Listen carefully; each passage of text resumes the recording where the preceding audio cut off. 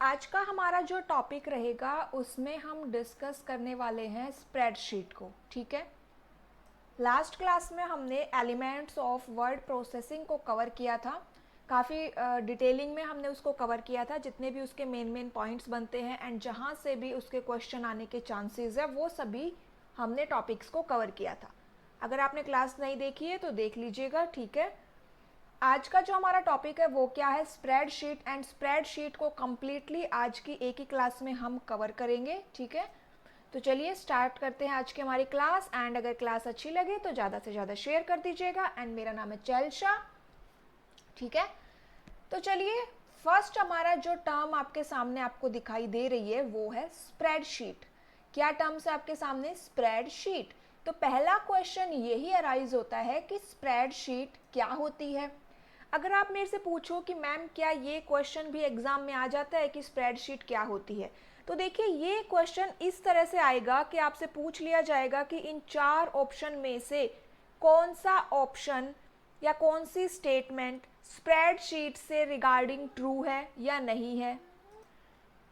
या फिर इस टाइप से पूछ लिया जाएगा कि स्प्रेडशीट का कौन सा कार्य है। ठीक है, तो ये इस टाइप से क्वेश्चन आ जाते हैं। तो यहाँ पे देखिए स्प्रेडशीट क्या होती है। तो पहली जो चीज़ है वो है आपका कि स्प्रेडशीट एक सॉफ्टवेयर होता है, एक प्रोग्राम होता है।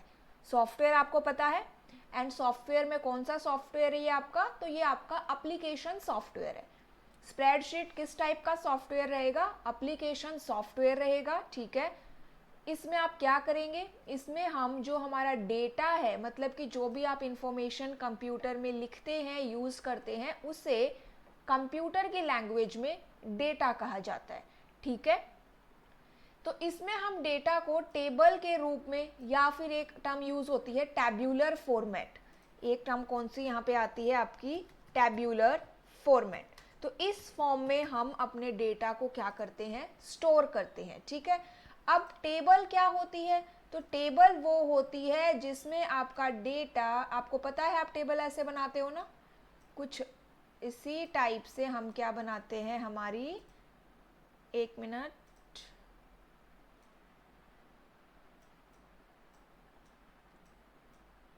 यही है, इस टाइप से हम एक टेबल को ड्रॉ करते हैं। ठीक है, अब देखो इसमें हम क्या दिखाई दे रहा है, ये एक टेबल है, इसके अंदर हमने हमारे डेटा को अरेंज किया, मैनेज किया। अब टेबल क्या होती है, कोई टेबल की ही डेफिनेशन पूछ ले तो टेबल का मतलब वो होता है जिसमें डेटा को रो एंड कॉलम की फॉर्म में स्टोर किया जाता है। किसकी फॉर्म में स्टोर किया जाता है, रो एंड कॉलम की फॉर्म में। तो हमें क्या समझ में आया कि स्प्रेडशीट एक ऐसा सॉफ्टवेयर या प्रोग्राम होता है जिसमें हम डेटा को टेबल की फॉर्म में, टेबल की फॉर्म में भी नहीं लिखा जाए तो इस टाइप से आएगा कि जिसमें हम डेटा को रो एंड कॉलम की फॉर्म में स्टोर करते हैं, मैनेज करते हैं और अरेंज करते हैं।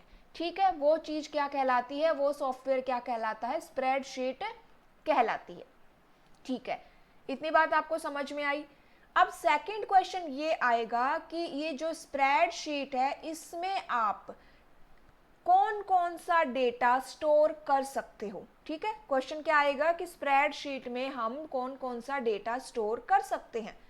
तो इसमें आपका डेटा कोई टेक्स्ट हो सकता है, कोई भी न्यूमेरिक इंफॉर्मेशन या फिर नंबर्स हो सकते हैं, या फिर कोई लॉजिकल इंफॉर्मेशन। लॉजिकल इंफॉर्मेशन मतलब जिसके ऊपर कंडीशंस अप्लाई हो जाए, कंडीशंस को यहाँ पे क्या कहा जा रहा है, लॉजिकल इंफॉर्मेशन। तो यहाँ पे आपका डेटा कुछ भी हो सकता है। ठीक है, इतनी बात हमें समझ में आई, यहाँ तक कोई प्रॉब्लम नहीं होनी चाहिए कि डेफिनेशन एक्चुअली में क्या कहती है। ठीक है, तो हर एक पॉइंट क्या रहेगा, इंपॉर्टेंट रहेगा, क्वेश्चन कहीं से भी आपका आ सकता है। तो कॉन्सेप्ट क्लियर होना चाहिए, उसके बाद एमसीक्यूज तो फिर भी हैंडल हो जाते हैं।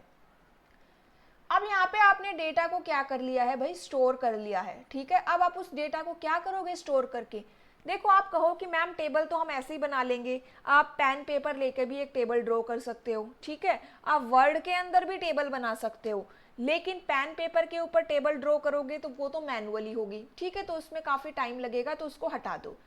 अब वर्ड के अंदर भी हम टेबल ड्रॉ कर सकते हैं, आपने देखा था कि आप वर्ड के अंदर भी टेबल का ऑप्शन होता है, लेकिन उस टेबल के अंदर इतने ऑप्शंस नहीं मिलेंगे जितने आपको स्प्रेडशीट देता है, ठीक है। इसीलिए जब भी आपको टेबल का काम हो, मतलब कि आपको पूरा डेटा ही टेबल के अंदर रखना है, एक दो कॉलम की बात हो तो हम वर्ड के अंदर यूज़ कर सकते हैं, लेकिन अगर आपको उसके ऊपर कुछ ज़्यादा ही कैलकुलेशन करनी है, कुछ ज़्यादा ही उसका एनालिसिस करना है, तब हम क्या यूज़ करते हैं, स्प्रेडशीट को यूज़ करते हैं। एंड इसके अंदर जो भी कैलकुलेशंस होती है वो काफ़ी सेकंड्स के अकॉर्डिंग हो जाती है, ठीक है। अब चलिए हम बात करेंगे कि बेस्ट स्प्रेडशीट सॉफ्टवेयर कौन कौन से होते हैं। अभी आपको कल की क्लास देखने के बाद ये पता चल गया होगा कि बेस्ट जो वर्ड सॉफ्टवेयर होते हैं, वर्ड प्रोसेसिंग सॉफ्टवेयर होते हैं, वो कौन कौन से होते हैं। तो नहीं पता है तो देखो, वर्ड प्रोसेसिंग सॉफ्टवेयर में एक नाम आता है MS वर्ड का, फिर दूसरा नाम यहाँ पे आता है ओपन ऑफिस राइटर का। जैसे मैंने बताया था माइक्रोसॉफ्ट ऑफिस में वर्ड होता है, वैसे ही ओपन ऑफिस में राइटर होता है। गूगल की बात करें तो गूगल डॉक्स होता है, ठीक है। ये तीन क्या रहते हैं आपके इंपॉर्टेंट वर्ड प्रोसेसिंग सॉफ्टवेयर रहते हैं। एक्सटेंशन क्या बताई थी, .docx। चलिए अब बात किसकी हो रही है, स्प्रेडशीट की। तो पहला नाम किसका आता है, MS ऑफिस के माइक्रोसॉफ्ट एक्सेल का, जिसकी एक्सटेंशन क्या रहेगी, .xlsx। एंड ये X क्यों लगा है, तो मैंने आपको बताया था कि जो 2007 से लेके उसके बाद के जितने भी वर्जन आए हैं माइक्रोसॉफ्ट ऑफिस के, उनमें जो एक्सटेंशन होती है उसमें X लग जाता है। एंड एक्सटेंशन का काम क्या है ये भी हम ऑलरेडी डिस्कस कर चुके हैं। सेकंड देखो, ओपन ऑफिस में कैल्क होता है, जैसे MS ऑफिस में एक्सेल है वैसे ही ओपन ऑफिस में कैल्क है। गूगल में गूगल शीट्स रहेगा, फिर यहाँ पे Apple Numbers, Quip, Airtable, Zoho Sheets. Important आपके स्टार्टिंग के थर्ड ही रहेंगे, इन्हीं में से पूछ लिया जाता है, ठीक है। फिर भी बाकी के देख लो। तो ये समझ में आ गया। अब चलिए बात कर लेते हैं किसके एडवांटेजेस की, फीचर्स की, बेनिफिट्स की, फायदे क्या क्या है इलेक्ट्रॉनिक वर्कशीट के, ठीक है। तो सबसे पहला आता है कि ये किसी भी प्रकार की गणना, कैलकुलेशन, डेटा को प्रोसेस करने का काम कर सकता है। किसी भी डेटाबेस की तेजी से और सरलता से शॉर्टिंग एंड सर्चिंग की जा सकती है। शॉर्टिंग का मतलब क्या हुआ, आप उनको बढ़ते हुए क्रम में या घटते हुए क्रम में लिख सकते हैं, असेंडिंग और डिसेंडिंग ऑर्डर में। सर्चिंग का मतलब आपकी कितनी भी बड़ी टेबल क्यों ना हो, आप उसमें सर्च के ऑप्शन से कोई भी डेटा को फाइंड आउट कर सकते हैं। यहाँ पे जो एक टर्म आ रही है डेटाबेस, वो क्या होता है, डेटाबेस हम उसको कहते हैं कलेक्शन ऑफ, जिसमें हम हमारे डेटा को एक तरह से ऑर्गेनाइज करके रखते हैं, ठीक है। उसी चीज को क्या कहा जाता है, डेटाबेस कहा जाता है। तो एक्सेल भी आपका एक डेटाबेस का ही एग्जाम्पल है। डेटाबेस सिलेबस में नहीं है तो यहाँ से क्वेश्चन नहीं आएगा। थर्ड पॉइंट है कि बिजनेस ग्राफिक्स को क्रिएट कर सकते हैं, जैसे कि चार्ट्स, ग्राफ। आप एक पर्टिकुलर सेल का भी चार्ट बना सकते हैं, ठीक है। ये भी हम आगे डिस्कस करेंगे कि ये ऑप्शन कहाँ पे मिलता है।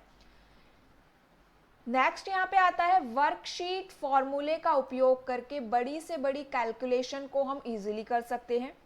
जो भी हमारी स्प्रेडशीट है उसकी कॉपीज को हम आसानी से निकाल सकते हैं। कॉपी को अगर प्रिंट करने से पहले आप उसका कोई भी पोर्शन देख सकते हैं, मतलब कि क्वेश्चन पूछ लिया जाए कि क्या आप स्प्रेडशीट का कोई एक पोर्शन या एक भाग देख सकते हैं, तो हाँ, हम स्प्रेडशीट का कोई भी एक भाग भी देख सकते हैं। जरूरी नहीं है कि आपको पूरी टेबल देखनी है, नहीं, आप उसका एक पोर्शन, 2 लाइन, 2 कॉलम, 2 रो को भी देख सकते हो। स्प्रेडशीट में किसी भी रो और कॉलम को इजीली एंड जल्दी जोड़ना और उनमें चेंजेस करना आसान होता है। एग्जाम्पल देखो कि अगर स्प्रेडशीट का कहाँ पे यूज होगा, इसकी आवश्यकता क्यों हुई, तो उसके लिए आपका बेस्ट ऑप्शन है ये कि अगर हमें बजट बनाना है, डिपार्टमेंट का बजट बनाना है, किसी का भी बजट क्रिएट करना है, तो हम स्प्रेडशीट का यूज करेंगे।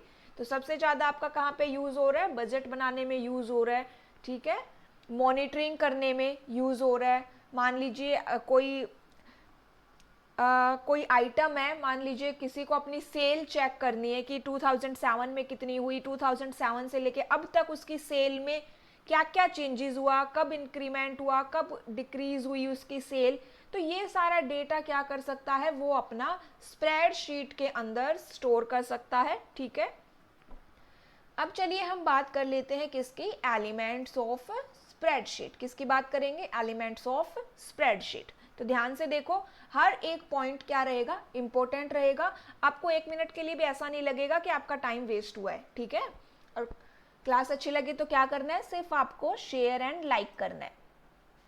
अब यहाँ पे देखो कॉलम क्या होता है। कॉलम क्या होता है, तो हमारी जो टेबल है उसमें जो ये वर्टिकल्स है, वर्टिकल को क्या कहा जाता है, इनको कहा जाता है कॉलम्स, ठीक है। वर्टिकल लाइंस क्या है, आपकी कॉलम है, एंड जो आपकी हॉरिजॉन्टल लाइंस है उनको क्या कहा जाता है, रो कहा जाता है, ठीक है।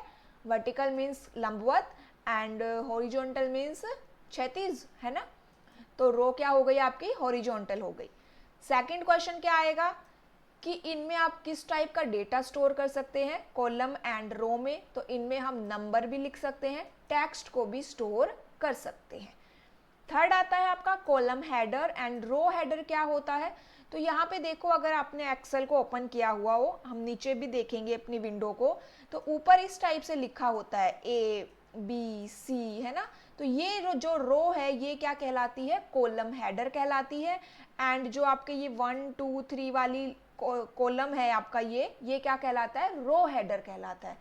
कंफ्यूज मत होना, कॉलम हेडर रो है एक, और जो आपका रो हेडर है वो एक कॉलम की फॉर्म में है, ठीक है। कॉलम हेडर में ABC अल्फाबेट्स यूज होते हैं एंड रो हेडर में न्यूमेरिक नंबर्स 1 2 3 यूज होते हैं। अब बात करेंगे किसकी, हम सेल्स की। अब ये सेल क्या होती है, या इसको कक्षा भी बोल दिया जाता है हिंदी में, कक्षा या कक्ष। तो ये क्या होते हैं, तो आपकी स्प्रेडशीट में, आपकी वर्कशीट में ये जो एक सिंगल बॉक्स है इसको क्या कहा जाता है, सेल कहा जाता है।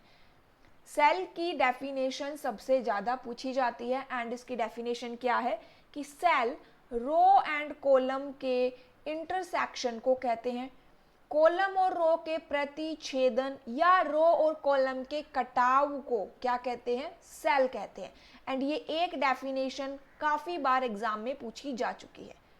ये स्प्रेडशीट की मुख्य इकाई होती है जिसमें डेटा रखा जाता है, और ये एक आयताकार बॉक्स के रूप में होती है, रेक्टेंगुलर फॉर्म में है, आपको दिखाई भी दे रही है। चलिए अब कुछ टर्म आती है अपनी, व्हाट इज वर्कशीट। वर्कशीट क्या होती है, तो वर्कशीट्स जो है सेल का कलेक्शन होता है। ये एक सिंगल पेज होता है, ठीक है। ध्यान रखना कि जब आप एक्सेल को, हम अब एक्सेल को लेके चल रहे हैं, जब भी आप एक्सेल को ओपन करेंगे या कैल्क को या गूगल शीट को या स्प्रेडशीट, कोई भी सॉफ्टवेयर हो उसको ओपन करेंगे, तो आपके सामने जो एक शीट दिखाई देती है, जो एक पेज दिखाई देता है, एक सिंगल पेज, उसे क्या कहा जाता है, वर्कशीट कहा जाता है। एंड इस वर्कशीट में क्या होते हैं, इस वर्कशीट में आपने देखा होगा कि बहुत सारी रो एंड कॉलम्स होती है। तो क्या कह सकते हैं हम कि वर्कशीट सेल्स का कलेक्शन होता है जिसमें हम डेटा को रख सकते हैं, और इसके साथ ही हम क्या कर सकते हैं, उन्हें मैनिपुलेट भी कर सकते हैं। एक्सेल वर्कबुक में मल्टीपल वर्कशीट्स होती हैं। अब ये वर्कबुक क्या होती है इसको हम आगे डिस्कस करेंगे। अभी के लिए क्या समझ में आया कि एक वर्कबुक में बहुत सारी वर्कशीट होती है। टोटल मैक्सिमम कितनी वर्कशीट हो सकती है, अगर आपको आंसर पता है तो कमेंट करके बता सकते हैं, वरना आगे हम इसका आंसर भी देखेंगे। अब यहाँ पे देखो difference between spreadsheet and worksheet. एक स्प्रेडशीट और वर्कशीट में क्या डिफरेंस है, तो स्प्रेडशीट एक तरह का कंप्यूटर प्रोग्राम है। डिफरेंस ध्यान से देखना कि जो स्प्रेडशीट है वो क्या है, एक प्रोग्राम है, और वर्कशीट क्या है, वर्कशीट आपका सेल्स का कलेक्शन होता है, ठीक है। स्प्रेडशीट में रो और कॉलम द्वारा क्या बने होते हैं, सेल्स बने होते हैं, और इन्हीं सेल में हम कोई नंबर या टेक्स्ट लिखते हैं। एक बात और ध्यान रखना कि जब आप टेक्स्ट को टाइप करते हो तो उसकी बाय डिफॉल्ट अलाइनमेंट लेफ्ट होती है, और जब आप एक नंबर को इंसर्ट करते हो तो उसकी बाय डिफॉल्ट अलाइनमेंट राइट होती है, ठीक है। अब यहाँ पे देखो टेक्स्ट को लिखा जाता है, जिसमें कैलकुलेशन करने के लिए हम शीट में कहीं भी फॉर्मूला प्रयोग किया जा सकता है, जिसे क्या कहते हैं, वर्कशीट कहते हैं। कौन कौन से फॉर्मूले होते हैं इनको भी हम आगे कवर करेंगे। नेक्स्ट क्या है हमारी term, what is workbook. Workbook क्या होती है? तो वर्कबुक आपकी एक एक्सेल फाइल होती है। पहली बात, एक वर्कबुक में कितनी वर्कशीट होती है? मैक्सिमम 256, 256। अब देखो इस क्वेश्चन को इस तरह से घुमा सकता है कि आपने एक्सेल को ओपन किया, ठीक है, आपने एक्सेल को ओपन किया एंड बाय डिफॉल्ट उसमें एक वर्कशीट आई। अब आप उसमें मैक्सिमम कितनी और वर्कशीट जोड़ सकते हैं? तो अब आप उसमें 255 वर्कशीट को जोड़ सकते हैं। क्यों? क्योंकि एक वर्कशीट पहले से ही बाय डिफॉल्ट ओपन होके आई है एंड आपकी टोटल ही आपकी 256 वर्कशीट्स है। तो आप कितनी और जोड़ेंगे? 255 और 1 + 255 कितना हो जाएगा? 256। ठीक है, अब ये क्वेश्चन भी आए हुए हैं, देखो कि बाय डिफॉल्ट एक वर्कबुक का नाम क्या होता है? बुक 1। ऊपर अगर आप देखेंगे टाइटल बार के अंदर तो आपको ये नाम दिखाई देगा, बुक 1। बाय डिफॉल्ट कितनी वर्कशीट होती है? 3 वर्कशीट होती है। उनका नाम क्या होता है? Sheet 1, sheet 2 and sheet 3। हम नई वर्कशीट को ऐड और डिलीट भी कर सकते हैं, शीट को रीनेम भी किया जा सकता है। हम इनमें शीट को क्या कर सकते हैं? कॉपी और मूव भी कर सकते हैं। जैसे ही आप वर्कबुक ओपन करेंगे, आप एक वर्कशीट उसमें ओपन हो जाती है एंड आप एक टाइम पे एक ही वर्कबुक पे काम कर सकते हैं। ठीक है, इतने हमें समझ में आई बात। अब अगला देखो, वर्कबुक और वर्कशीट में क्या अंतर है, क्या डिफरेंस है दोनों में? तो वर्कबुक एक एक्सेल फाइल है जिसमें बहुत सारी वर्कशीट होती है और वर्कशीट क्या है? एक बुक के पेज की तरह होती है। जैसे आपने एक बुक ओपन करी एंड वो पूरी बुक क्या कहलाएगी? वर्कबुक कहलाएगी और उसके अंदर बहुत सारे पेजेस होंगे और हर एक सिंगल पेज क्या कहलाता है? वर्कशीट कहलाता है। एक वर्कबुक में 256 वर्कशीट होती है एंड जो लेटेस्ट वर्जन चल रहे हैं आपके MS ऑफिस के, उनकी हम बात करें तो आपकी वर्कशीट में टोटल रो है, रो नंबर पूछ लिया जाता है 1,48,576 और कॉलम कितने होते हैं? 16,384। ठीक है, वर्कबुक कितनी हो गई? 256, रो कितनी है? 1,48,576 और कॉलम कितने हैं? 16,384। ठीक है, वर्कबुक में नई वर्कशीट को जोड़ सकते हो, डिलीट कर सकते हो। वर्कशीट में प्रत्येक कॉलम का एक नाम होता है जिसे अल्फाबेट से डिफाइन किया जाता है और रो को न्यूमेरिक नंबर से डिफाइन किया जाता है। अब यहाँ पे कुछ एक्सेल के की पॉइंट्स है, ऊपर जितने भी हमने पॉइंट्स को देखा उन सब की समरी है यहाँ पे एंड कुछ नए पॉइंट्स भी है। ठीक है, देखो सभी पॉइंट्स इंपॉर्टेंट है, याद कर लेना। यहाँ पे देखो सबसे पहला पॉइंट है कि जो डेटा है उसको टेबल्स की फॉर्म में रिप्रेजेंट किया जाता है। ठीक है, डेटा को किस में दर्शाया जाता है? टेबल्स की फॉर्म में दर्शाया जाता है। टेबल क्या होती है? Collection of row and column होती है। रो और कॉलम के समूह को टेबल कहते हैं। एक शीट में कितनी रो होती है? 1,48,576 और मैक्सिमम रो हाइट कितनी होती है? 409 पॉइंट्स। ये क्वेश्चन भी आए हुए हैं। मैक्सिमम रो हाइट आपकी होती है 409 पॉइंट्स। रो को आप किससे रिप्रेजेंट करते हो? नंबर से रिप्रेजेंट करते हो 1 2 3 एंड एक शीट में टोटल कॉलम्स कितने होते हैं? 16,384। कॉलम को हम रिप्रेजेंट करते हैं अल्फाबेट से ABC और मैक्सिमम कॉलम की विड्थ, देखो रो की हाइट होती है, कॉलम की विड्थ होती है, कितनी होती है? 255 कैरेक्टर। आप मान लीजिए आपको इतना कॉलम मिलता है, आप इसकी ये जो विड्थ है इसको कैसे बढ़ाएंगे? तो आप अपने माउस को जैसे ही यहाँ पे लेके आएंगे तो आपको यहाँ पे कुछ इस तरह से एक सिंबल सा बन जाएगा अलग से। जैसे ही उसको अपने माउस को वहां पे क्लिक करके एंड ड्रैग करेंगे अपने माउस को तो आपकी ये क्या हो जाएगी? लेंथ इंक्रीज हो जाती है, रो हाइट भी इंक्रीज हो जाएगी। इसी तरह से कॉलम विड्थ भी आप इस तरह से बढ़ा सकते हैं। Intersection of row and column is known as cell और रो और कॉलम के कटाव को क्या कहते हैं? सेल कहते हैं। जिस सेल में हम करंटली डेटा टाइप कर रहे हैं, यहाँ पे देखो कि आपके पास इतनी सारी सेल है लेकिन आप करंटली किसी सेल के अंदर डेटा को टाइप कर रहे हो, यूज कर रहे हो, उसे क्या कहते हैं? एक्टिव सेल कहते हैं। ठीक है, एक्टिव सेल कौन सी होती है? जिसमें हम करंटली डेटा को टाइप करते हैं। हर सेल का एक यूनिक एड्रेस होता है और ये सेल का जो यूनिक एड्रेस है इसको आप कैसे क्रिएट करेंगे? तो सेल के एड्रेस में पहले आएगा कॉलम एंड फिर आएगी रो। तो जैसे ए आपका कॉलम हेडर का नेम है एंड 1 आपकी रो का नेम है, एन यहाँ पे कॉलम का नेम है, 45 आपकी रो का नेम है। तो ये क्या हो गया आपका कॉलम इनटू में रो मिलके क्या बनेगा सेल का एड्रेस। वर्कशीट का अंतिम सेल एड्रेस, देखो अंतिम सेल एड्रेस कैसे बनाओगे, अंतिम कॉलम कौन सा है XFD, अंतिम रो 1,48,576, वर्कशीट का अंतिम कॉलम XFD। ठीक है, ये क्या थे हमारे मेन पॉइंट्स थे। अब इसकी विंडो के बारे में बात कर लेते हैं हम। तो यहाँ पे देखिए आपको पता है कि ये जो सबसे ऊपर वाली रो है ये क्या है आपकी क्विक एक्सेस टूल बार, जो हमने वर्ड में डिस्कस किया था सेम वही है। बाय डिफॉल्ट यहाँ पे 3 मिलते हैं आपको, सेव, अनडू एंड रीडू। ऊपर वाली जो टॉप रो है उसको टाइटल बार कहते हैं एंड यहाँ पे आपका नाम दिखाई दे रहा है बुक 1, ये आपकी शीट वर्क शीट का बाय डिफॉल्ट नेम है। फिर यहाँ पे ये सब क्या है आपके रिबन्स है। ठीक है, रिबन्स में आपके ग्रुप होंगे, टैब्स होंगे। फिर यहाँ पे नीचे देखो ये क्या है आपका फॉर्मूला बार है जहाँ पे आप अपना फॉर्मूला टाइप करेंगे। उसके बाद ये जो आपको दिखाई दे रहा है A6, ये क्या है नेम बॉक्स है। इसमें आपको करंटली जो भी आपकी एक्टिव सेल है उसका एड्रेस आपको यहाँ पे दिखाई देगा नेम बॉक्स के अंदर। ये सारी क्या है, ये सब सेल्स है। ये ABCD ये सब क्या है आपके कॉलम हेडर्स हैं। 1 2 3 ये सब क्या है आपके रो नंबर्स हैं।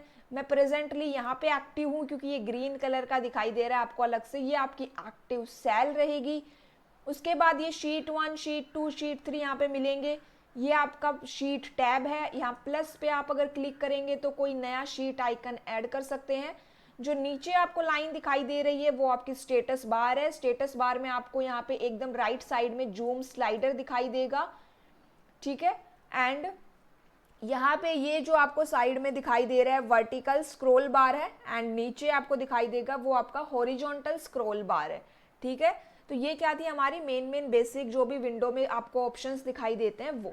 अब हम इनको एक बार डिटेलिंग में कवर कर लेते हैं कि किस टैब में कौन सा ऑप्शन होता है, कौन सा ग्रुप में क्या कमांड्स होती है, किनका क्या यूज होता है, फॉर्मूले कौन कौन से होते हैं, उन सबको अब हम यहाँ पे डिटेलिंग में कवर करेंगे। ठीक है, एंड अगर क्लास अच्छी लगे तो ज़्यादा से ज़्यादा शेयर कर दीजिएगा। अब आगे चलते हैं, इन टैब्स के बारे में देख लेते हैं। तो सबसे पहले आता है होम टैब। अब होम टैब में कौन कौन से ग्रुप होते हैं ये भी क्वेश्चन आ जाते हैं। होम टैब के अंदर ग्रुप होता है clipboard, font, alignment, number, styles, cells, editing, add-ins. इसके अंदर हम केवल उन्हीं ऑप्शंस को डिस्कस करेंगे जो वर्ड से अलग है। ठीक है, जो वर्ड में थे वो सेम थे, वो हम डिस्कस नहीं करेंगे। तो सबसे पहले हम बात करेंगे अलाइनमेंट ग्रुप की। तो यहाँ पे देखिए जो अलाइनमेंट ग्रुप है उसके अंदर आपको दिखाई दे रहा है एक ओरिएंटेशन। क्या दिखाई दे रहा है, ओरिएंटेशन ऑप्शन। अब ओरिएंटेशन क्वेश्चन आता है कि एक्सेल के अंदर कितने प्रकार की ओरिएंटेशन होती है। तो 2 प्रकार से हो सकती है, डायगनली और वर्टिकली। हम एक टेक्स्ट को 2 प्रकार से कर सकते हैं, डायगनली और वर्टिकली। वहां पे क्या थी, पोर्ट्रेट और लैंडस्केप भी थी वहां पे। अब यहाँ पे देखो डायगनली और वर्टिकली में आपको कितने ऑप्शंस मिलेंगे। एक होता है क्लॉकवाइज और एक होता है काउंटर क्लॉकवाइज। क्लॉकवाइज का मतलब घड़ी की सुई की डायरेक्शन में, काउंटर क्लॉकवाइज का मतलब होता है घड़ी की जो सुई है उसके उल्टी डायरेक्शन में। ठीक है, रैप टेक्स्ट। रैप टेक्स्ट क्या होता है कि कई बार मान लीजिए मैं अपने बॉक्स के अंदर जो मुझे सेल मिली है मैंने उसमें डेटा टाइप किया और वो डेटा उस सेल के अंदर नहीं आया, दूसरी सेल के अंदर चला गया। तो मैं क्या करूंगी, उस टेक्स्ट को रैप कर दूंगी जिससे कि वो रैप टेक्स्ट ऑटोमेटिकली ही दूसरी लाइन के अंदर उस डेटा को फिल कर देगा। जैसे यहाँ पे आपको दिखाई दे रहा है माइक्रोसॉफ्ट और एक्सेल नीचे आ गया। मर्ज एंड सेंटर। मर्ज का मतलब क्या होता है कि मेरे पास यहाँ पे 2 सेल है, इन 2 सेल को मिला के मुझे एक सेल बनानी है तो मैं क्या करूंगी, इनको मर्ज कर दूंगी। सेंटर का मतलब क्या हुआ, वो डेटा जो अगर इसमें है, जो लेफ्ट वाला डेटा है ना, लेफ्ट सेल का डेटा केवल वही दिखाई देगा, राइट वाला डिलीट हो जाएगा। अनमर्ज का मतलब क्या होता है कि वापिस से जो मैंने अभी सेल को जोड़ा है वो फिर से अलग अलग हो जाए। वो क्या होती है, unmerge. Style group, style group के अंदर एक ऑप्शन आता है कंडीशनल फॉर्मेटिंग। इसमें हम क्या कर सकते हैं, जो आपको सेल मिली है ना वो सिंपल व्हाइट कलर है, अब उसके अंदर आपको कुछ अलग चेंजेस करने हैं, भाई हाईलाइट करना है कि दूर से ही पता चल जाए कि हाँ भाई इस सेल के अंदर इस टाइप का डेटा है, उसमें अलग से कलर लगा दो, उसमें कोई अलग आइकन जोड़ दो, जैसे यहाँ पे आपको दिखाई दे रहा है क्रॉस का निशान, राइट का निशान, कलर दिखाई दे रहा है, बार दिखाई दे रहा है, तो इस टाइप से हम पैटर्न्स उसमें ऐड कर सकते हैं कंडीशनल फॉर्मेटिंग। सेल ग्रुप, इसके अंदर 3 ऑप्शन होते हैं, इंसर्ट, डिलीट और फॉर्मेट। इंसर्ट के अंदर आप अपनी शीट के अंदर कोई एक सेल ऐड करना चाहते हो, रो को इंसर्ट करना चाहते हो, कॉलम, वर्कशीट। देखिए क्वेश्चन ये आता है कि आपको ये 4 ऑप्शन में से 3 दे देगा और पूछेगा कि इनमें से आप क्या क्या इंसर्ट कर सकते हो, ठीक है, इस टाइप से पूछ लिया जाता है। डिलीट क्या क्या कर सकते हो, सेल, रो, कॉलम, वर्कशीट, कोई एक होगा जो नहीं कर सकते। फॉर्मेट क्या होता है कि आप रो हाइट को चेंज करना चाहते हो, मैक्सिमम 409 है, कॉलम विड्थ को चेंज करना चाहते हो, मैक्सिमम 255 है, शीट को ऑर्गेनाइज कर सकते हैं, शीट को प्रोटेक्ट कर सकते हैं, मतलब कि आप अपनी शीट पे कोई पासवर्ड भी लगा सकते हो। यहाँ पर विजिबिलिटी, मतलब यहाँ पे कुछ कॉलम्स को अगर आपको हाइड करना है तो वो भी कर सकते हो, रो को हाइड करना है। अब ये देखिए important question, standard column width, मतलब कि 255 तो मैक्सिमम है, लेकिन जो स्टैंडर्ड आती है, जो जनरली आती है, वो कितनी होती है, 8.09। एडिटिंग ग्रुप, अब ये एडिटिंग ग्रुप के अंदर यहाँ पे एक आपको सिग्मा का ऑप्शन दिखाई दे रहा है। सिग्मा ये क्या होता है, सम, ऑटोमेटिकली आपके डेटा को जो आपने सिलेक्ट किया है उसको ये सम कर देगा, जोड़ देगा, ठीक है। नेक्स्ट आता है सीरीज, या फिर जो सिग्मा के नीचे एरो दिखाई दे रहा है ना वो सीरीज है, या फिल। ये क्या करेगा, जैसे हम 1 2 3 हम चाहते हैं कि 1 2 3 के बाद सिंपल 100 तक फिल कर दे, तो हम क्या कर सकते हैं, इस सीरीज को फिल करवा सकते हैं।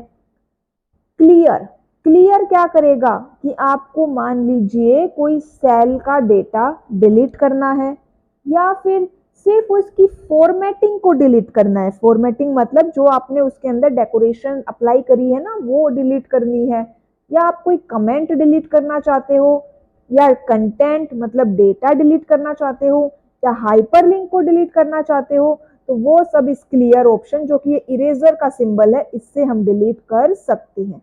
अब यहाँ पे देखो, ये मैंने एक एक्सेल शीट ओपन करी जिसमें मैंने एक टेबल बना रखी है। अब यहाँ पे कंडीशनल फॉर्मेटिंग अप्लाई करते हैं, ये सारे ऑप्शन है आपको कि आप इनमें से क्या अप्लाई करना चाहते हो। मैंने डेटा बार से या फिर कलर स्केल से, मैं यहाँ पे कुछ चूज करते हैं, कलर स्केल से मैंने चूज किया, देखो सेल का कलर चेंज हो गया, या फिर कोई आइकन, जैसे यहाँ पे मैंने ग्रीन कलर का सर्कल बनाया हुआ है, इस टाइप से भी हम कर सकते हैं। इतना हमें समझ में आया कंडीशनल फॉर्मेटिंग क्या होती है, क्या करती है। अब आप ये देखिए, अगर मैं इंसर्ट करना चाहूँ तो यहाँ पे इंसर्ट सेल मैंने क्लिक किया, इंसर्ट सेल पे क्लिक किया, आपको ये 4 ऑप्शन मिले कि आप राइट में इंसर्ट करना चाहते हो, या नीचे, या फिर रो को इंसर्ट करना चाहते हो, या पूरे कॉलम को, तो ये 4 ऑप्शन आपको यहाँ पे दिखाई देंगे। डिलीट में भी हमें इस टाइप से ऑप्शंस दिखाई देते हैं कि आप क्या डिलीट करना चाहते हो, और लास्ट आपको दिखाई दिया होगा डिलीट शीट का। उसके बाद अगर बात की जाए, यहाँ पे हम बात करेंगे अभी अलाइनमेंट की, तो यहाँ देखो मैंने नेम बॉक्स पे क्लिक किया, ADF, इस पे मैंने इसको थोड़ा सा साइज इसका इंक्रीज कर दिया। अब ये अलाइनमेंट देखिए, टॉप अलाइन, टॉप में चला गया मेरा डेटा, मिड अलाइन है ये, फिर आएगा बॉटम अलाइन, बॉटम अलाइन पे नीचे आ गया, उसके बाद लेफ्ट अलाइन, पहले से ही लेफ्ट में है, सेंटर अलाइन, उसके बाद है राइट अलाइन। तो ये 6 टाइप की यहाँ पे अलाइनमेंट हो गई। फिर हमारा क्या है, इंक्रीज और डिक्रीज, इंडेंट, इंडेंट और क्या करेगा, ये आपका जो आपका बॉर्डर है ना उससे साइज को इंक्रीज या डिक्रीज करेगा। यहाँ पे देखिए आपको दिखाई दे रहा है साइज इंक्रीज और डिक्रीज हो रहा है, मतलब स्पेस इंक्रीज हो रहा है। फिर यहाँ पे बात कर लेते हैं हम ओरिएंटेशन की, तो मैं अपने टेक्स्ट को यहाँ पे ओरिएंटेशन चेंज कर दी मैंने, आपको जो अलग अलग ऑप्शंस दिखाई दे रहे हैं। उसके बाद रैप टेक्स्ट, अब यहाँ पे रैप टेक्स्ट को देखो यूज करते हैं, मैंने यहाँ पे कुछ भी टेक्स्ट टाइप कर दिया जो मेरे सेल बॉक्स से आगे चला गया, फिर मैंने इस सेल पे क्लिक किया वापस से, और फिर मैं रैप टेक्स्ट कर दूंगी। रैप टेक्स्ट क्लिक किया तो यहाँ पे वो ऑटोमेटिकली दूसरी लाइन के अंदर ऐड हो जाएगा। ये हो गया रैप टेक्स्ट। फिर आता है मर्ज एंड सेंटर। तो मैंने यहाँ पे दो सेल को सिलेक्ट कर लिया और फिर क्या कर दिया, इनको मर्ज। तो यहाँ पे मेरी सेल क्या हो गई, मर्ज। वापिस से क्लिक करेंगे तो वो फिर से अनमर्ज हो जाती है। तो इतना हमें समझ में आया, ये क्या है, मर्ज और अनमर्ज सेल। उसके बाद ये हमारा क्या है, फॉन्ट ग्रुप। फॉन्ट ग्रुप में आप जो वर्ड के अंदर सेम ऑप्शंस वो यहीं पर है। बाय डिफॉल्ट इसका साइज देखिए 11 होता है। कलर चेंज करना चाहो तो फॉन्ट कलर से कलर चेंज कर सकते हो। मिनिमम 8 है, मैक्सिमम 72 होता है। अब इतना हम कर लेते हैं। अब इसका सम, एडिटिंग ग्रुप के अंदर मैंने ऑटो सम पे क्लिक किया यहाँ पे, तो ऑटो सम जैसे ही किया मेरा 398 यहाँ पे सम आ गया। ये हो गया सम। ठीक है, तो इस तरह से हम एक्सेल शीट के अंदर जो होम टैब है उसको यहाँ पे यूज कर सकते हैं। अब चलिए आगे देखते हैं। हम यहाँ पे सीरीज को भी फॉलो कर सकते हैं। अगर आप 1 2 3 यहाँ पे सिंपल लिखो और एडिटिंग ग्रुप के अंदर जाके वहां पे जो फिल का ऑप्शन है वहां पे इनको सिलेक्ट करोगे तो सीरीज भी आगे जाके फिल हो जाएगी। अब चलिए आगे बात करेंगे हम ऐड इन ग्रुप पे। तो ऐड इन ग्रुप देखिए, ये वर्ड के अंदर भी था और यहाँ पे भी है।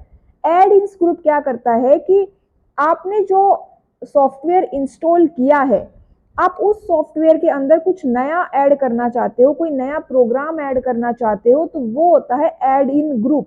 आपने जब इंस्टॉल किया तब आपको वो प्रोग्राम नहीं मिला, आपने उसको अलग से इंस्टॉल किया है उसके अंदर, तो वो होते हैं ऐड इन ग्रुप। जैसे कि YouTube से आप वीडियो डाउनलोड करने के लिए YouTube डाउनलोडर को यूज करते हो, वो क्या हो गया, ऐड इन हो गया। इंसर्ट टैब की बात कर लेते हैं। इंसर्ट ग्रुप के अंदर table, illustration, chart, tour, sparkline, filter, link, text और सिंबल, ये सब ग्रुप्स होते हैं। टेबल ग्रुप के अंदर दो टेबल होती है, पाइवट टेबल और टेबल। जो टेबल है वो जनरल, जो हम टेबल अभी हमने बनाई, रो और कॉलम के डेटा को रखती है। अभी पाइवट टेबल क्या होती है, तो देखिए पाइवट टेबल हमारे माइक्रोसॉफ्ट एक्सेल का एक सबसे पावरफुल टूल है जिसके अंदर हम हमारे डेटा को जल्दी से समराइज कर सकते हैं, फिर उसका एनालिसिस कर सकते हैं और उसको बाद में फिल्टर भी कर सकते हैं। तो अगर आपको डेटा को समराइज करना है, एनालाइज करना है, फिल्टर करना है, तो टेबल से ज्यादा बेस्ट ऑप्शन होता है पाइवट टेबल का। और पाइवट टेबल का ही बनता है एक पाइवट चार्ट। बाकी जो सिंपल चार्ट है वो हमारी टेबल के बन जाते हैं। इतना हमें समझ में आया कि पाइवट टेबल और टेबल के अंदर क्या डिफरेंस होता है। अब चलिए बात करेंगे हम इल्यूस्ट्रेशन की। इल्यूस्ट्रेशन में आप पिक्चर वगैरह ऐड कर सकते हो। अब चार्ट की बात कर लेते हैं। तो पाइवट चार्ट और जो पाइवट टेबल का बनता है, उसके अलावा एग्जाम में क्वेश्चन आ जाता है कि आपको 4 चार्ट के नाम दिखाई देते हैं और पूछा जाएगा कि इनमें से कौन सा एक चार्ट नहीं बनता। तो यहाँ पे देखिए 16 चार्ट के नाम लिखे हुए हैं, सिर्फ एक बार इन पे नजर मार लीजिएगा। Column chart, line chart, bar chart, pie chart, area chart, X Y scatter chart, histogram, surface, stock, radar, rainbow, waterfall, sunburst, tree map, box and whisker chart. सिर्फ आपको एक बार नाम पता होने चाहिए जिससे कि आप ये देख सको कि इनमें से कौन सा चार्ट नहीं बनता, ऑप्शन में आए तो आप उसको टिक कर दो। स्पार्क लाइंस, स्पार्क लाइंस ये छोटे चार्ट होते हैं जो केवल एक सेल में बनते हैं। क्या, कहाँ बनते हैं, एक सेल के अंदर ही ये बनते हैं। ये 3 टाइप के चार्ट होते हैं। जैसे 75 अगर मैं लिखूं तो सिर्फ एक सेल के अंदर उसको ये दर्शाएगा 75 को।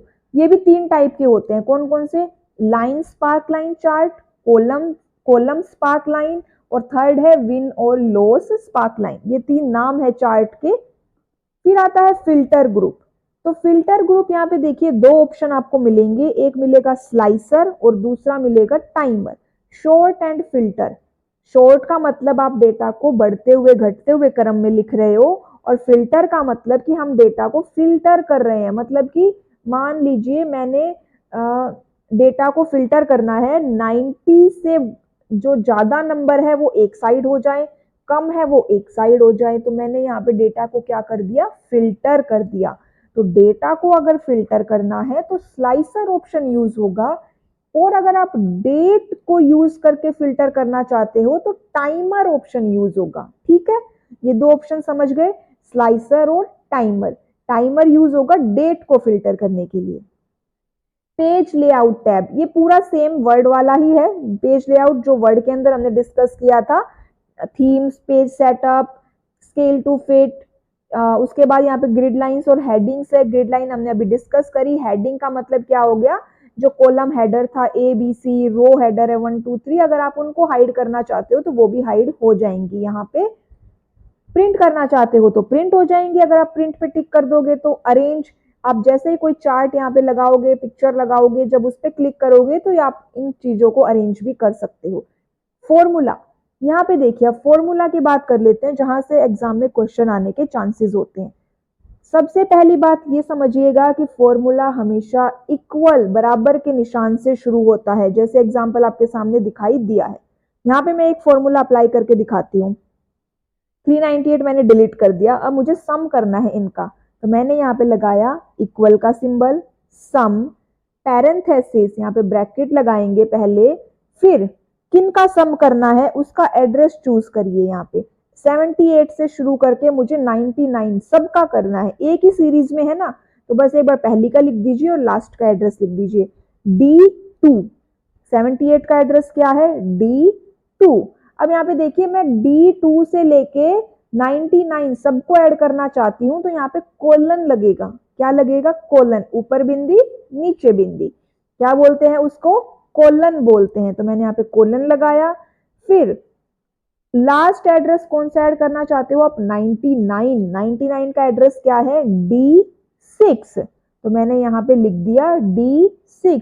जब हम कोलन यूज करते हैं तो मतलब कि इसके बीच में जितनी भी वैल्यू आई उन सबको ऐड कर देगा, 398, ठीक है।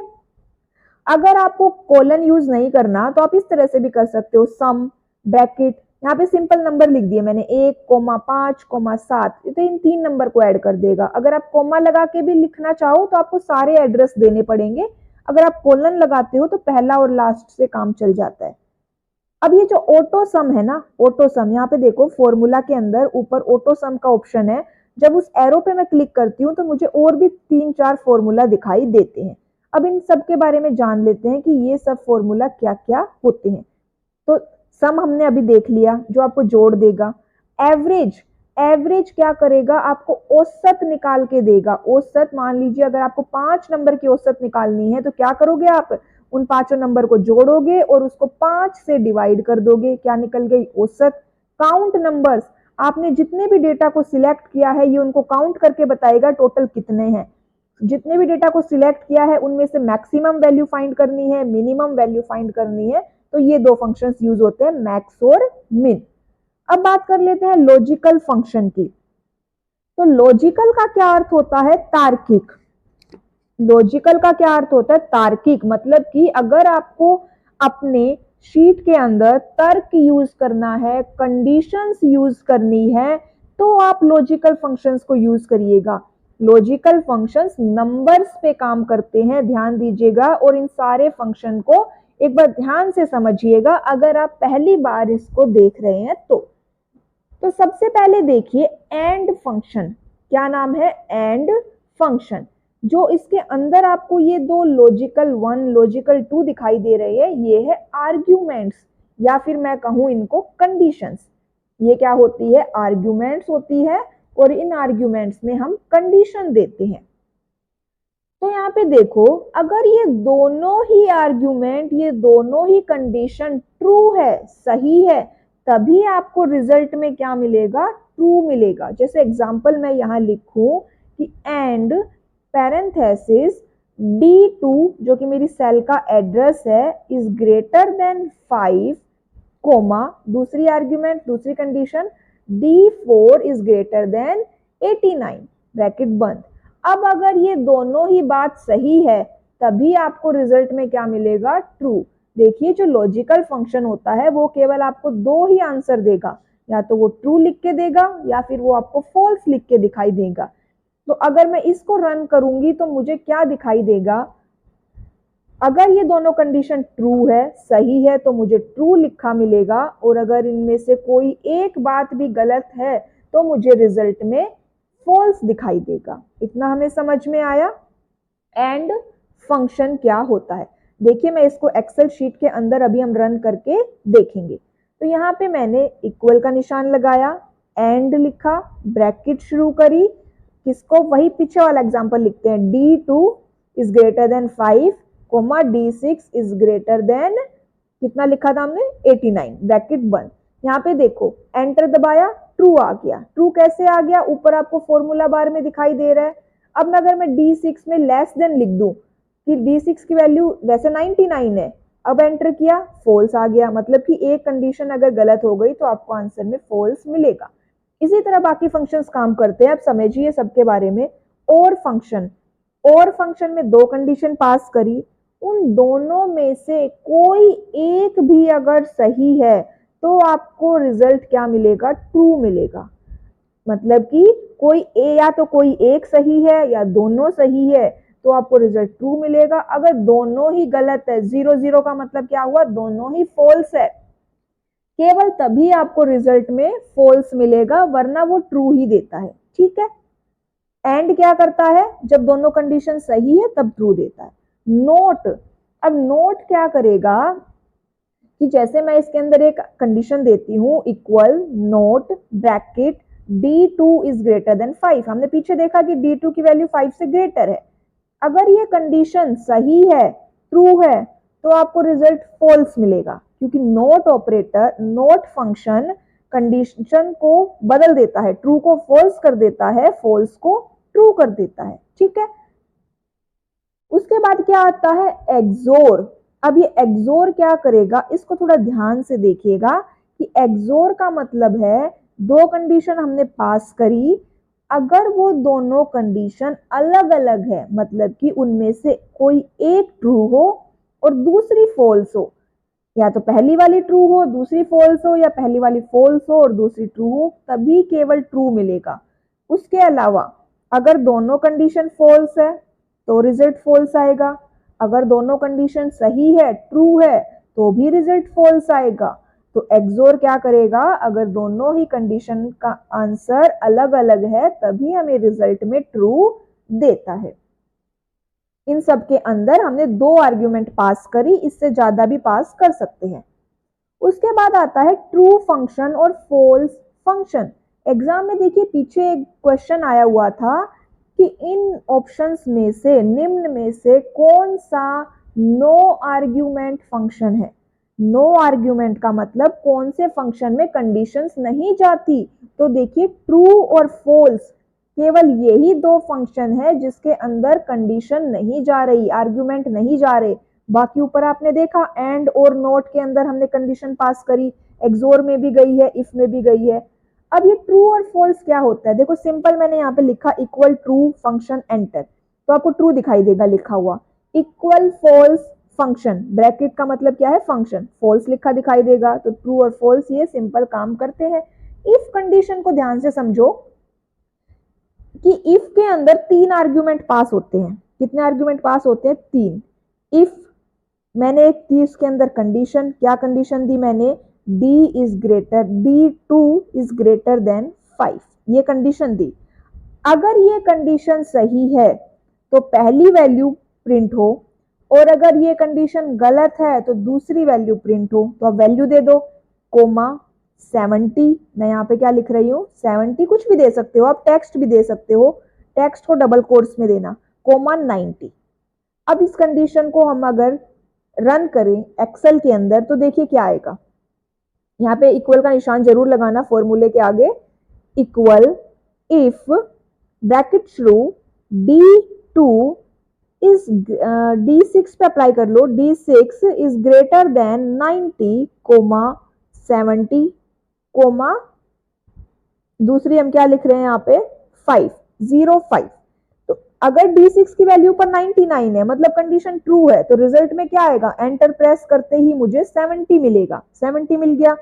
अब मैं चेंज करूं फॉर्मूला बार में, तो मैंने ग्रेटर को लेस कर दिया, अब एंटर करेंगे तो क्या मिलेगा, 5 मिलेगा। तो यहाँ पे एंटर करो, देखो 5 आ गया। इस तरह से इफ कंडीशन भी काम करती है। तो ये क्या थे हमारे लॉजिकल फंक्शन। अब अगर बात की जाए टेक्स्ट फंक्शन की, तो यहाँ पे एक बार ध्यान दीजिएगा कि जो लॉजिकल फंक्शन है वो नंबर्स पे काम करते हैं और टेक्स्ट फंक्शन टेक्स्ट पे काम करते हैं। उस टेक्स्ट को हम स्ट्रिंग बोल रहे हैं, तो यहाँ पे मैं जहाँ पे भी स्ट्रिंग लिखूंगी ना, उसका मतलब क्या है, टेक्स्ट। स्ट्रिंग का मतलब यहाँ पे क्या हो गया, टेक्स्ट, कैरेक्टर्स, अल्फाबेट्स, वो हो गए। तो अब यहाँ पे देखो, सबसे पहला फंक्शन आता है क्लीन फंक्शन। क्लीन फंक्शन क्या करता है, टेक्स्ट स्ट्रिंग से सभी नॉन प्रिंटेबल कैरेक्टर को हटाता है। ये वाला जो फंक्शन है एग्जाम में एज इट इज पूछा गया है कि टेक्स्ट स्ट्रिंग से नॉन प्रिंटेबल कैरेक्टर को कौन सा फंक्शन हटाता है, तो ऑप्शन है हमारे क्लीन फंक्शन। क्लीन फंक्शन क्या करेगा, नॉन प्रिंटेबल कैरेक्टर मतलब जो प्रिंट नहीं हो सकते। कनकैटिनेट, कनकैटिनेट फंक्शन क्या करता है, दो स्ट्रिंग को जोड़ता है, स्ट्रिंग 1 और स्ट्रिंग 2, इनको क्या कर देगा, आपस में जोड़ देगा। आप यहाँ पे सिर्फ फंक्शन का नाम याद रखिए, क्योंकि आपके एग्जाम में फंक्शन के नाम ही आते हैं। फाइंड फंक्शन, इनके अंदर ये आर्ग्यूमेंट पास हुई है, ठीक है। फाइंड फंक्शन क्या करेगा, आपको किसी एक स्ट्रिंग में से कोई भी कैरेक्टर ढूंढना है, सर्च करना है, फाइंड करना है, तो हम फाइंड फंक्शन को यूज करते हैं। इतना हमें समझ में आया। जैसे यहाँ पे फाइंड टेक्स्ट, कौन सा अक्षर ढूंढना है, विद इन स्ट्रिंग, किस स्ट्रिंग में से ढूंढना है, और स्टार्ट पोजीशन, शुरू कहां से करना है। तो ये तीन फंक्शन थे, क्लीन फंक्शन, कनकैटिनेट और फाइंड फंक्शन। इतना, अब इन तीनों को हम एक बार देख लेते हैं, कनकैटिनेट फंक्शन को एक्सेल के अंदर। तो यहाँ पे मैंने लिखा इज इक्वल कनकैटिनेट ब्रैकेट शुरू, मैंने एक स्ट्रिंग यहाँ पे लिखी हेलो और कोमा, दूसरी स्ट्रिंग लिख दी हाउ आर यू। कितनी भी स्ट्रिंग लिख सकते हो आप यहाँ पे कोमा लगा के, ठीक है, हाउ आर यू। अब यहाँ पे देखिए, जैसे ब्रैकेट बंद करोगे तो एरर आएगा, एरर आ गया। एरर क्यों आया, क्योंकि जो टेक्स्ट होता है उसको हमेशा डबल कोट्स में लिखते हैं, ऊपर जो दो कोमा लगाते हैं उसमें लिखा जाता है। तो मैंने उसमें यहाँ पे लिख दिया, नंबर्स को नहीं लिखते हम, टेक्स्ट को लिखते हैं, कैरेक्टर्स को, ठीक है, ऊपर नंबर कोट्स लगा दिए। अब एंटर करिए यहाँ पे, तो देखिए आ गई hello how are you. Hello और हाउ के बीच में मुझे थोड़ा जगह चाहिए, कोमा लगा दीजिए, हेलो के आगे कोमा लग गया, एंटर कर दीजिए, अब कोमा लग के आ गया। तो इस तरह से आप जो टेक्स्ट के फंक्शंस है, क्लीन फंक्शंस, उन सबको यहाँ पे अप्लाई कर सकते हो। मैंने रैप टेक्स्ट कर दिया यहाँ पे, या फिर आप कॉलम को सिंपल माउस कर्सर से भी इसकी विड्थ को चेंज कर सकते हो, ठीक है। अब यहाँ पे देखो आगे, फाइंड क्या करेगा, किसी कैरेक्टर को ढूंढने के लिए यूज होता है। रिप्लेस क्या करता है, किसी भी एक कैरेक्टर या टेक्स्ट को किसी दूसरे टेक्स्ट से रिप्लेस, चेंज कर देगा। लेन फंक्शन, LEN, देखिए ये काफी इंपॉर्टेंट है, LEN, ये आपकी स्ट्रिंग की लेंथ बताएगा, मतलब कि उसके अंदर कितने कैरेक्टर है। देखो हेलो, इसके अंदर 5 कैरेक्टर लिखे हुए हैं मैंने, मुझे जानना है। लेंथ फंक्शन मैंने लगा दिया, डबल कोट्स में भी लिख दिया, अब आगे इक्वल का सिंबल भी लगा देना, ठीक है। अब एंटर करेंगे तो मुझे आउटपुट में मिलेगा 5। कितना मिलना चाहिए मुझे, आउटपुट में 5 मिलना चाहिए। देखो यहाँ पे अप्लाई करते हैं, इज इक्वल LEN, LEN का मतलब है ये लेंथ बता रहा है, 1 2 3 4 5, हेलो डबल कोट्स बंद, आ गया यहाँ पे 5। तो इस टाइप से आप किसी की भी लेंथ को फाइंड आउट कर सकते हो। उसके बाद आता है लोअर फंक्शन। ये लोअर क्या करेगा, आपकी जो स्ट्रिंग है उन सभी को, जैसे मैंने यहाँ पे कैपिटल में लिखा हुआ है हेलो, इस सब को किस में बदल देगा, ये स्मॉल में बदल देगा। अपर क्या करेगा, स्मॉल में लिखा हुआ है तो उन सभी कैरेक्टर्स को अपर केस में, कैपिटल में बदल देगा। प्रॉपर, प्रॉपर फंक्शन क्या करेगा, इस एग्जांपल को देखिए, जैसे MS का M बड़ा कर दिया, एक्सेल का E कैपिटल कर दिया, ट्यूटोरियल का T कैपिटल कर दिया, मतलब कि हर एक वर्ड का फर्स्ट लेटर को कैपिटल कर देता है। लेफ्ट फंक्शन, लेफ्ट फंक्शन क्या करेगा, ये भी हमें फाइंड की तरह ही काम करता है, लेकिन ये लेफ्ट साइड से ढूंढना स्टार्ट करेगा, और राइट कर क्या करता है, राइट साइड से ढूंढना स्टार्ट करता है, सर्च करता है। मिड फंक्शन, ये हमें उस स्ट्रिंग की मिडल पोजीशन को देगा। REPT, रिपीट फंक्शन, जैसे यहाँ पे 2 आर्ग्यूमेंट पास हुई है, टेक्स्ट मैंने यहाँ पे लिख दिया H, डबल कोट्स में लिखना, नंबर ऑफ टाइम्स यहाँ पे 5, H को 5 बार लिख के देगा। फिक्स्ड, फिक्स क्या कर देगा, राउंड ऑफ, जैसे कई बार आपने किया हो, जैसे मैंने 12.53 ऐसा लिख दिया, मुझे राउंड ऑफ करना है, तो 12.0, जैसे कि हमने ये नहीं कह देते 99.99 को राउंड ऑफ करके 100 कर दिया, तो ये राउंड ऑफ कर देता है। मैथ एंड ट्रिग्नोमेट्री फंक्शन, सबसे पहला आता है प्रोडक्ट, जैसे सम सबको ऐड करता है वैसे ही प्रोडक्ट सबकी मल्टीप्लाई करता है। सेकंड क्या है, मोड, ये जो अंदर नंबर है ना ये इनकी आर्ग्यूमेंट है। मॉड्यूलस हमेशा क्या देगा, मोड का मतलब होता है मॉड्यूलस, और ये आपको शेष फल देता है। क्या देता है, ये आपको शेष फल देगा, रिमाइंडर देता है। फैक्ट फंक्शन, एग्जाम में सिर्फ इस टाइप से पूछा जाता है कौन सा फंक्शन रिमाइंडर देता है, कौन सा फंक्शन शेष फल देता है, तो मोड फंक्शन आपको शेष फल देता है। फैक्ट फंक्शन आपको फैक्टोरियल निकाल के देगा। फिर ये ट्रिग्नोमेट्री के फंक्शंस है, साइन, कोस, टेन। उसके बाद आता है एबीएस, ट्रिग्नोमेट्री के सारे फंक्शंस यहाँ पे होते हैं, मैंने कुछ ही लिखे हैं। एबीएस ये इंपॉर्टेंट है, एब्सोल्यूट, इसका पूरा नाम है एब्सोल्यूट, और ये क्या करता है, एब्सोल्यूट वैल्यू देता है। एब्सोल्यूट मतलब की वैल्यू, मतलब आप -5 लिखो तो आपको +5 मिलेगा, अगर आप +5 लिखोगे तो भी आपको +5 मिलेगा। तो एब्सोल्यूट क्या करता है, केवल पॉजिटिव वैल्यू रिटर्न करता है।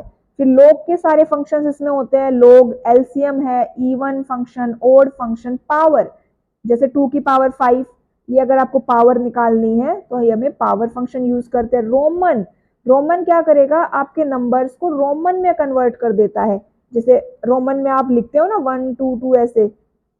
राउंड, जैसे फिक्स फंक्शन यूज हुआ था वैसे ही राउंड फंक्शन यूज होता है। SQRT, स्क्वायर रूट कर देगा, जैसे स्क्वायर रूट 4 का 2 आता है। Sum, ceil function, floor function, exponential function, pi function, और भी बहुत सारे हैं, मैंने यहाँ पे कुछ इंपॉर्टेंट नाम लिखे हैं। अब ये फ्लोर फंक्शन और सील फंक्शन क्या काम करता है एक बार वैसे ही समझ लीजिए। जैसे 3.15 है, अब यहाँ पे दो वैल्यू बनती है 3.15 की, या तो 3 बनती है या फिर 4 बनती है। तो जो फ्लोर फंक्शन है वो 3 को चूज करेगा और सील फंक्शन जो है वो 4 को चूज करेगा। ठीक है, वैसे एग्जाम में आने के चांसेस कम है, फिर भी एक बार जनरल नॉलेज के लिए देख लीजिए कि 3.515 में से जो फ्लोर फंक्शन है वो 3 को चूज करता है और सील फंक्शन 4 को चूज करके देगा आउटपुट में। उसके बाद बात कर लेते हैं डेट एंड टाइम फंक्शन की। तो यहाँ पे देखिए डेट एंड टाइम फंक्शन में कौन कौन से फंक्शंस यूज होते हैं। सबसे पहला है डेट फंक्शन। डेट फंक्शन में 3 आर्ग्यूमेंट पास हुई है, ईयर, मंथ और डे। आपने जो ईयर मंथ डे दिया है उसके अकॉर्डिंग आपको डेट दिखाई जाएगी। डे फंक्शन आपको क्या करेगा, 1 से लेके 31 तक में जो आपने डे मेंशन किया है वो वैल्यू यहाँ पे देगा। मंथ फंक्शन 1 से लेके 12 तक में आपने जो भी मंथ यूज किया है उसकी वैल्यू दे देगा। टाइम फंक्शन के अंदर आवर, मिनट, सेकंड हमने दिया है उसके अकॉर्डिंग टाइम शो करेगा। नाउ फंक्शन आज की जो करंट डेट और टाइम है वो दिखाता है। आवर फंक्शन ऊपर वाले में जो आपने आवर दिया है वो उसकी वैल्यू देगा। मिनट फंक्शन मिनट की वैल्यू दिखाएगा। सेकंड फंक्शन सेकंड की वैल्यू दिखाता है। फिर आता है टुडे फंक्शन। टुडे फंक्शन केवल करंट डेट देता है। Now function current date and time दोनों देता है। ठीक है, मंथ नेम भी होता है। मंथ नेम जैसे कि आपने जनवरी, फरवरी इस टाइप में शो करेगा। डे नेम संडे, मंडे ऐसे दिखाएगा। और सिर्फ डे फंक्शन आपको नंबर देगा। यहाँ पे फिर डेटा टैब आता है, ये सेम हमारे वर्ड के अंदर है वैसे ही है सेम डेटा टैब। यहाँ पे कौन कौन से ऑप्शन है देखिए, यहाँ पे डेटा टैब के अंदर है, ये हमारे ग्रुप्स दिखाई गए हैं, short and filter, data tools. उसके बाद है रिव्यू टैब। रिव्यू टैब के अंदर प्रूफिंग है, एक्सेसिबिलिटी है। उसके बाद कमेंट्स है, प्रोटेक्ट है, इंक है, व्यू टैब। व्यू टैब को थोड़ा ध्यान से देखिए, व्यू 4 व्यू है यहाँ पर। Normal view, page break view, page layout और कस्टम व्यू। बाय डिफॉल्ट यहाँ पे नॉर्मल व्यू होता है, लेकिन वर्ड के अंदर बाय डिफॉल्ट कौन सा था, प्रिंट लेआउट व्यू था। और वहां पे 5 व्यू की बात हुई थी। बाय डिफॉल्ट कौन सा था, प्रिंट लेआउट। और यहाँ पे बाय डिफॉल्ट नॉर्मल व्यू है। ठीक है, उसके बाद अगर जूम की बात की जाए, यहाँ पे जूम जो कि स्टेटस बार के राइट कॉर्नर में आता है, ये क्वेश्चन पूछ लिया जाता है कि जूम ऑप्शन स्टेटस बार पे कहाँ आता है। तो मिनिमम जूम की वैल्यू 10% होती है, बाय डिफॉल्ट आपको 100% दिखाई देती है और मैक्सिमम 400% होती है। लेकिन यही चीज अगर वर्ड में बात की जाए तो वर्ड में मिनिमम 10% है, बाय डिफॉल्ट 100% है, लेकिन मैक्सिमम 500% होती है। ठीक है, तो ये थी आज की हमारी क्लास एक्सेल के बारे में।